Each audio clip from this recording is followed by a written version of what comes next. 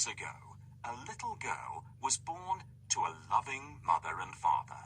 They lived happily until one day the mother became ill and, sadly, died. The father was grief-stricken and found life difficult without a wife. So he decided to marry again. His new wife had also been married before and had 2 daughters, Camilla and Daniela. He hoped that they would all live happily together as a family. But this did not happen. It soon became clear that neither his new wife nor her daughters liked his daughter very much, and they began to be very unkind to her. They made her do all the housework. At night, she was forced to sleep in the kitchen, where she would curl up near the cinders of the fire to keep warm. So they called her Cinderella. One day, Cinderella was busy washing and ironing in the kitchen when her 2 stepsisters burst through the door. "Where are my clean clothes? Iron this dress now," demanded Camilla. "First, you can tidy my room and clean my shoes," cried Daniela. "No, me first," screamed Camilla. "No, me," shouted Daniela. Then they both began to fight. Daniela pulled Camilla's hair. Camilla pinched Daniela. Daniela kicked Camilla, and Camilla yelled so loudly that Cinderella had to run quickly to steady the china on the dresser. "What is going on?" Cinderella's stepmother appeared at the door. "What is all this screaming about?" Her daughters stopped immediately and pointed to Cinderella. "She won't iron my dress," said one. "She won't clean my shoes," said the other. "She is "mean and spiteful to us," they both added. Cinderella's stepmother glared with a face as cold as iron. "Cinderella, this is disgraceful. I shall tell your father what a lazy, nasty girl you are." She then put her arms around her 2 daughters, saying, "Don't you worry, my darlings. I have a very special treat for you both." Daniela and Camilla smiled very satisfied smiles. Then they turned to Cinderella and pulled very rude, ugly faces before leaving with their mother. My stepmother always gives me a lot of work to do. I have to polish the kettle until it shines, make the dinner and wash the pots, wash the clothes and mend the socks. I wish I had some help. Can you help me?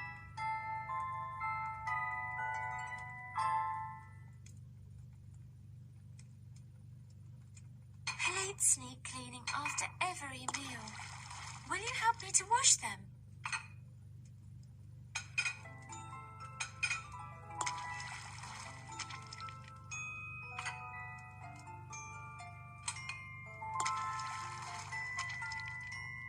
Thank you. That's nearly all done.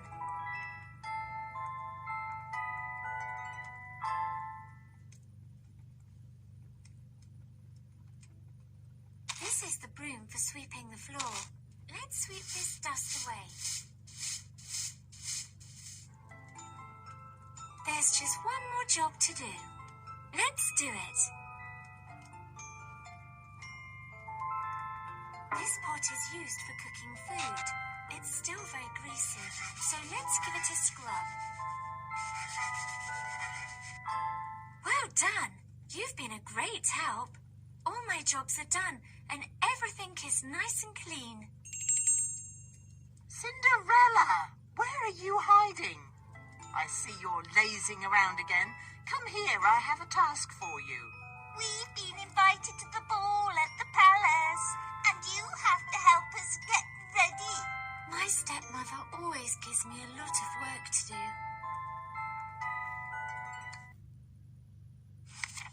Cinderella was on the verge of tears when she noticed that her stepmother had left something on the kitchen table. It was an invitation. She picked it up, wiped away a tear, and read. His Royal Highness, the Prince, cordially invites you to attend the Royal Midsummer Night's Ball. At the Palace, evening dress essential. RSVP. Oh, how wonderful it would be, she thought, to go to a ball dressed in a beautiful evening gown and maybe even meet the prince. She began to imagine the scene, the magnificent palace with its majestic towers, the glittering ballroom, the guests looking glamorous, and the music. Oh, what beautiful music there would be. The dancers would be swirling and gliding across the dance floor. And of course, the prince would be there, looking handsome and charming. He would see her and make his way across the ballroom and... Suddenly, her stepmother returned. Give that to me. How dare you read my mail? As she snatched the invitation, she said, Don't think that you'll be going to the ball, because you won't. You have far too many chores to do. Get on with your work, you idle girl. When her stepmother had gone, big tears started to trickle down Cinderella's face. She had thought to tell her father how badly she was treated, but felt he might not understand and be disappointed with her. It was her stepmother's word against hers. Sometimes it was more than she could bear. Cinderella, you had better make us look stunningly beautiful. Find me a fabulous ball gown so the prince can't take his eyes off me. I have made them a wardrobe of different dresses. Will you help me to choose the best ball gowns for them? I'm first. Let me try this one.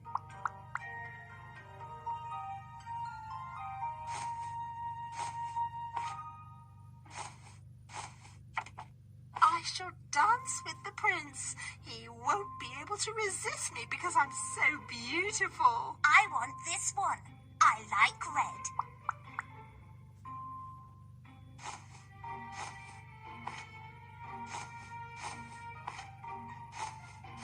I shall sweep the prince off his feet as I glide along in my beautiful silk chiffon.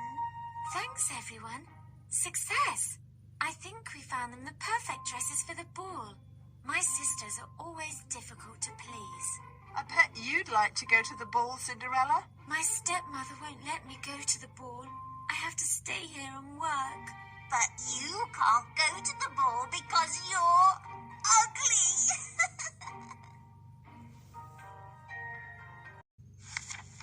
During the following weeks, Cinderella was kept busy making new ball gowns for her stepsisters and stepmother. She cut and stitched and sewed until finally the dresses were finished. When the day of the royal ball arrived, there was great excitement. Cinderella was ordered to help Camilla and Daniela get ready. They bustled into the dressing room and began their demands. Polish my fingernails, Cinderella. Cinderella, brush my hair. Tie my bow. Straighten my dress. Find my petticoat. Fasten my buttons. Fetch my shoes. Do it now. Poor Cinderella rushed here and there, trying to do everything she could for her stepsisters. She dressed them beautifully in their new ball gowns. Camilla's gown was made from the finest gold and blue silk, and Daniela's from red and gold satin. They both put on their richest jewels, their rings and necklaces of pearls and diamonds. They paraded around the room like peacocks, glancing at their reflections in the mirror, each thinking themselves more beautiful than the other. My dress is more beautiful than yours, said Daniela proudly. No, it's not. My dress is the most beautiful. Red is an ugly colour. It shows up your spots. Camilla replied. No, it doesn't. red is a royal colour, and I shall dance with the prince. He won't be able to resist me because I am so beautiful.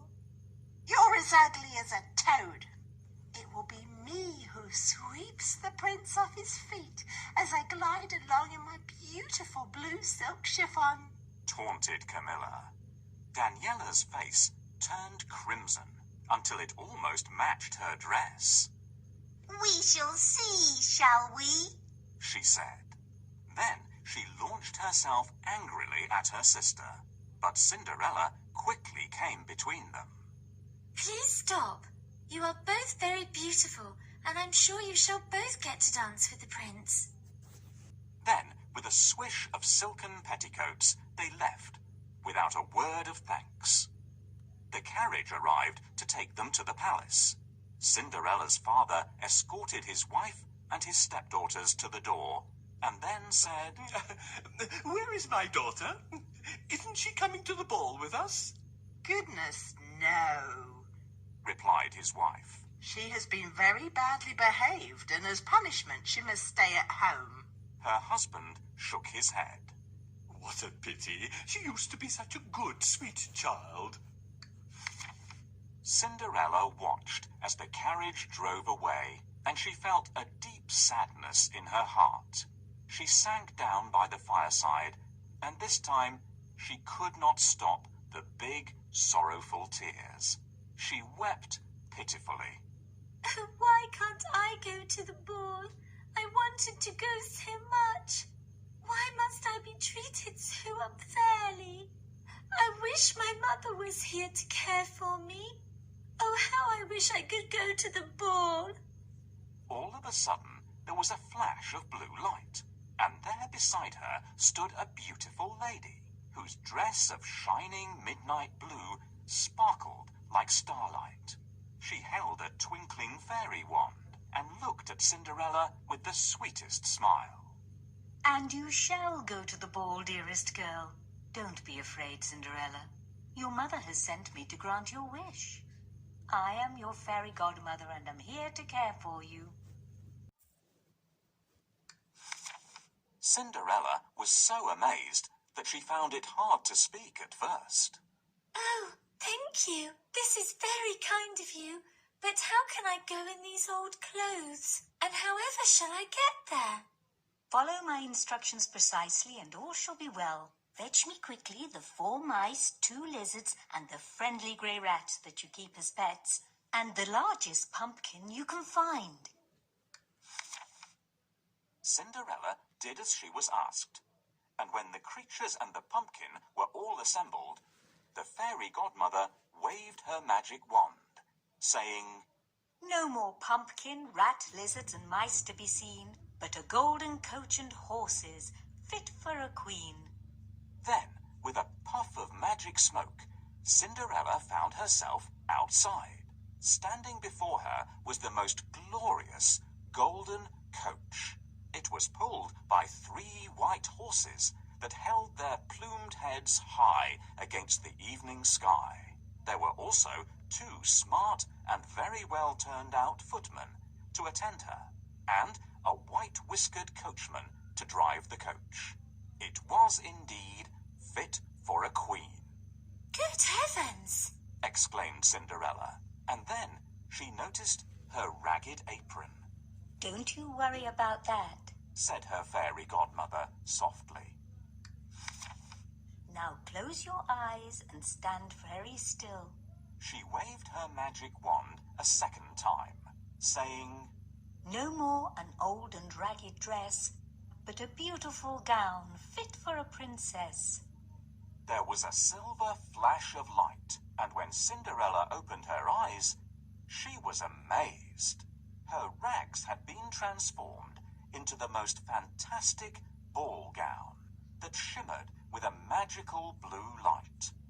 Her gloriously shining hair was crowned with a blue crystal tiara, and she noticed on her feet the prettiest, daintiest crystal dancing shoes.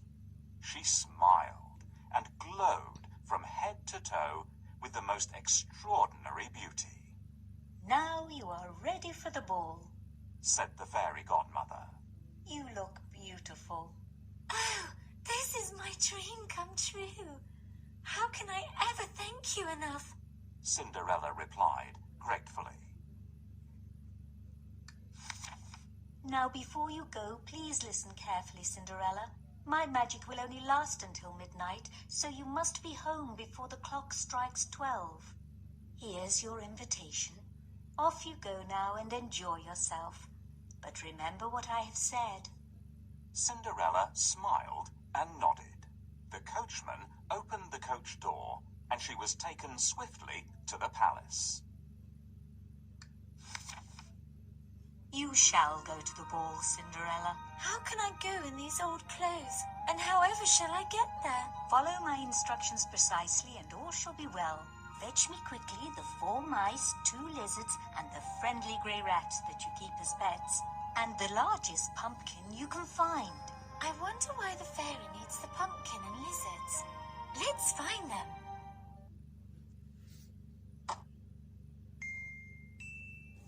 We found everything you asked for, Fairy Godmother. With my spell, I can change the pumpkin into a coach and the lizards into 2 splendid footmen. Fairy, you are amazing, but I'll need someone for a coachman. With my spell, I'll change the mice into horses and the rat will become a white-whiskered coachman. Please help me find the mice in the cellar. Can you see them?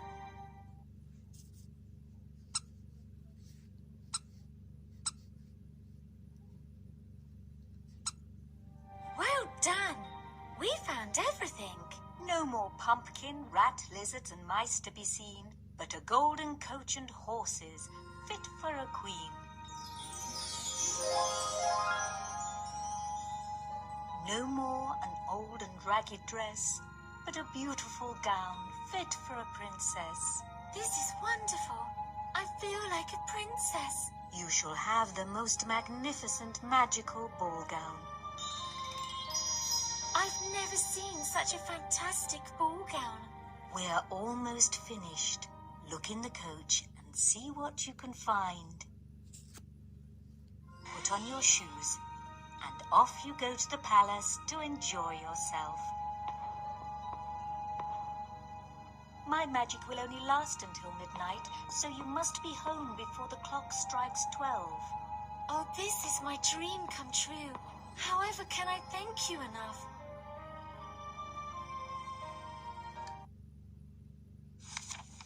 As she approached the palace, Cinderella could hear the orchestra playing a lilting and melodious waltz. Her heart was beating fast, and she felt as though she was floating, being drawn towards the music and the ballroom. She waited at the top of the stairs to be announced, and a hushed silence fell amongst the guests. The conductor dropped his baton, and the orchestra stopped. Your Royal Highness, lords, ladies and gentlemen, I am pleased to present the Princess Mirabella. Was that really her name? It was the name clearly written on the invitation given to her, so perhaps, for this night, she really was a princess. Her beauty was so enchanting that everyone gazed in wonder. The prince fell immediately and instantly in love, and by the time she reached the last step, his hand was holding hers. Please, may I have the pleasure of this dance? Why, of course, Your Highness. She replied, smiling, and her heart was fluttering like 1,000 butterflies. The music played, and they danced and danced. They twirled and glided across the ballroom. It was obvious to everyone that the prince had found the girl of his dreams, and she had found her one true love. Of course, this didn't please Camilla and Daniela. They began to argue and blame Cinderella for not making them look beautiful enough to attract the prince's attention. It's just not fair. They screamed. and they sat with grumpy, ugly faces for the whole evening. Meanwhile, the king and queen smiled and looked at each other. They make the perfect couple, don't you agree, my dear? The king nodded and squeezed the queen's hand. I do, my dear. I do. Cinderella had not noticed the time passing until the clock began to chime. It was the first stroke of midnight. She suddenly realized that her ball gown would turn to rags and the golden coach would turn back into a pumpkin. At this thought, she fled in haste back up the ballroom staircase, losing one of her crystal dancing shoes as she did so. She had no time to pick it up, and to her horror, as the clock struck the last chime of midnight, she saw her golden coach disappear. Once again, she stood in her old clothes and ragged apron. Her enchanted evening was over. Back at the palace, her hasty exit had left everyone in some confusion. The prince was dazed and unable to understand why his princess had left so suddenly. He picked up her shoe as he followed her swiftly up the stairs. He searched the palace and the palace gardens for her, but she was nowhere to be found.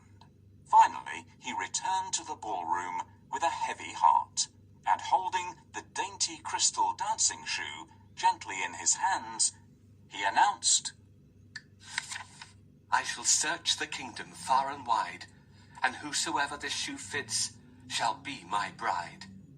The guests began to leave. The evening was over.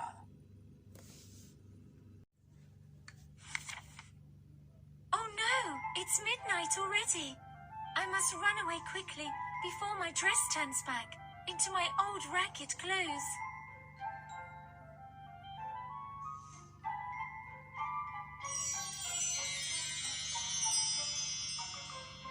I'm late. Oh dear, the coach has turned back into a pumpkin. How could I forget my fairy godmother's words? I need to leave now. The prince mustn't see me, my scruffy appearance, and this ragged dress will scare him away. Where has she gone? Why did she run away? She is the girl of my dreams. I must find her. Look, this is her crystal shoe. It must have slipped off her foot as she ran away. I shall search the kingdom far and wide, and whosoever this shoe fits shall be my bride.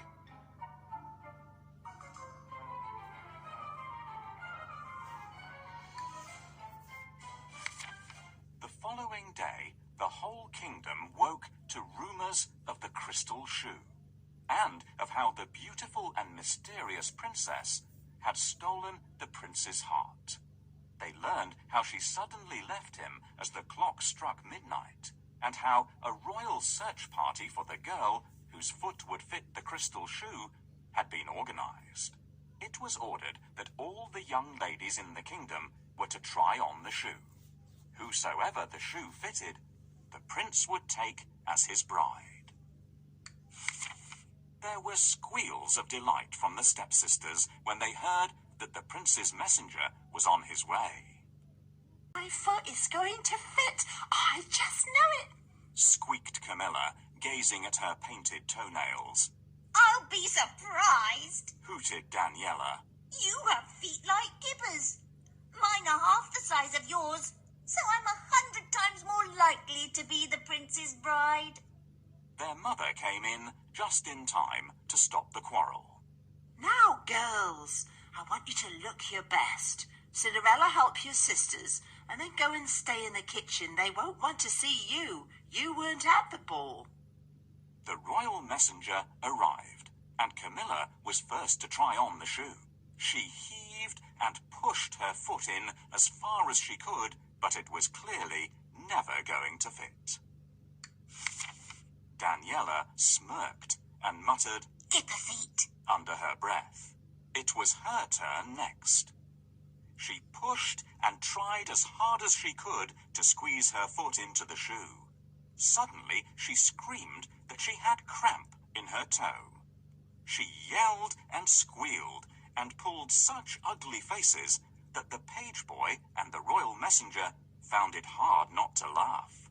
Oh dear! The shoe does not fit either girl or any other girl in the kingdom. We have visited them all, sir. The page boy informed the royal messenger. The messenger then turned to Cinderella's father, who had been watching patiently, and asked hopefully, Have you no other daughters? Ah, yes, I have a daughter. I believe she'll be in the kitchen. He replied. But she didn't go to the ball, Interrupted his wife. But our orders are that she must still try on the shoe, said the messenger.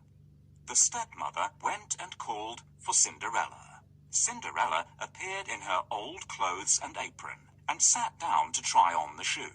Of course, her dainty little foot slipped into it with ease. Everyone in the room gasped. Goodness, it fits! Cinderella then produced the other shoe from her apron pocket and put it on. There was a flash of blue light, and once more she appeared in her ball gown, as beautiful as ever before. The royal messenger immediately took Cinderella to the palace, where the prince was waiting for news of his lost princess. Success, your royal highness. We have found the girl whose foot fits the crystal slipper, reported the messenger.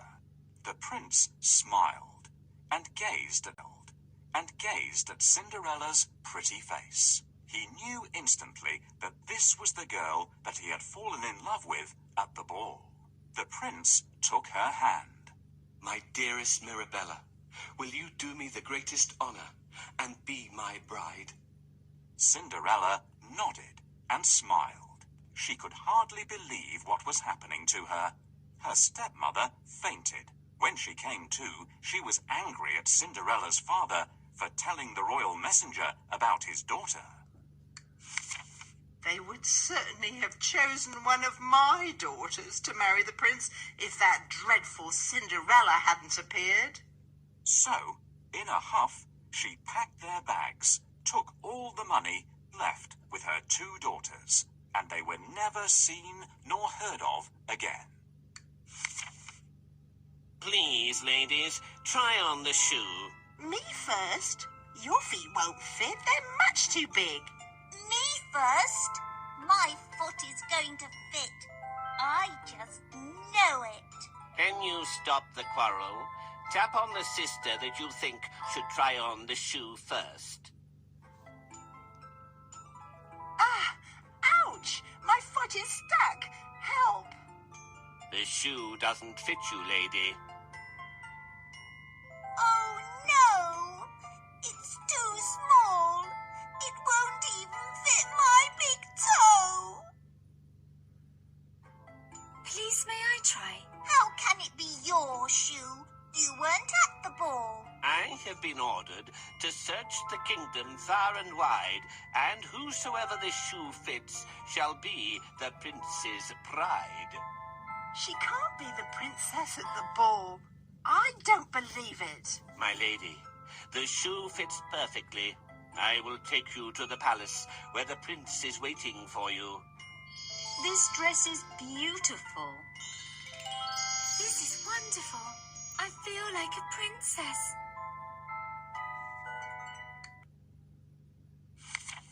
The royal wedding was announced. When the day came, bells rang, clocks chimed, and a public holiday was given. Everybody celebrated with feasting, music, and dancing in the streets. It was a glorious day. Cinderella's father walked her proudly down the aisle. The king and queen gave them their blessing, and with a wave of her magic wand, so too did Cinderella's fairy godmother.